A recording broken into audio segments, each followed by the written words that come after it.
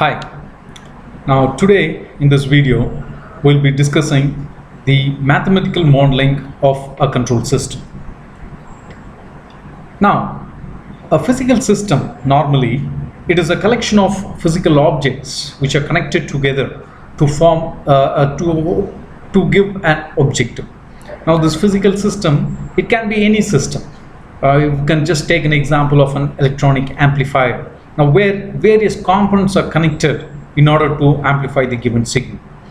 And the term system, it need not be only a physical system. It is a generalized one. Now we can have the biological system, now we can have the economic system, etc., etc. So no physical systems can be represented with its full physical properties until otherwise certain assumptions are made. So now a system where we do some assumptions in order to do a mathematical analysis, now that system we call it as the physical model of the system. So like transmission lines, it can be modeled assuming that the entire system is a lumped parameter system. Like that, a few assumptions are made for a system to be created as a model. Therefore, the control systems, always it can be represented with a set of mathematical equations called as the mathematical model of the system. Now these models, they are useful for analysis and the design of the control systems.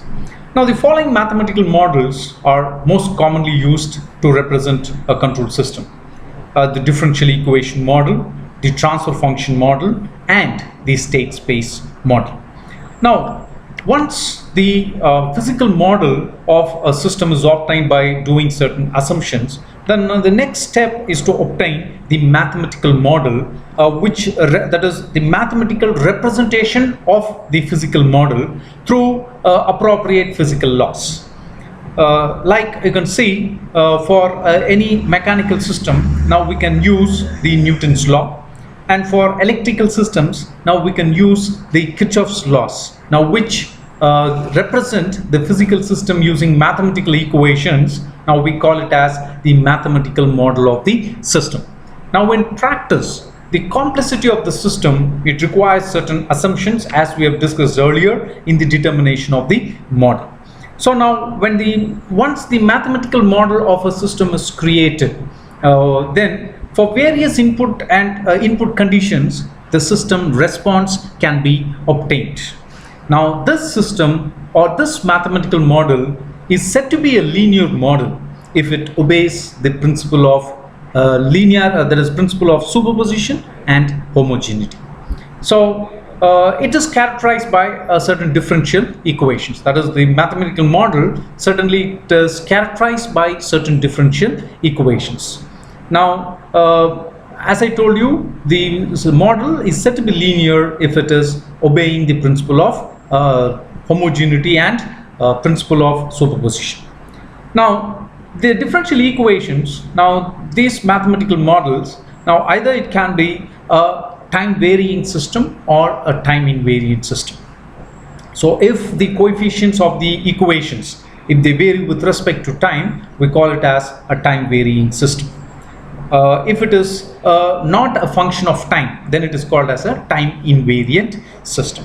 So therefore the mathematical model, it is a set of equations which represents the response of the system.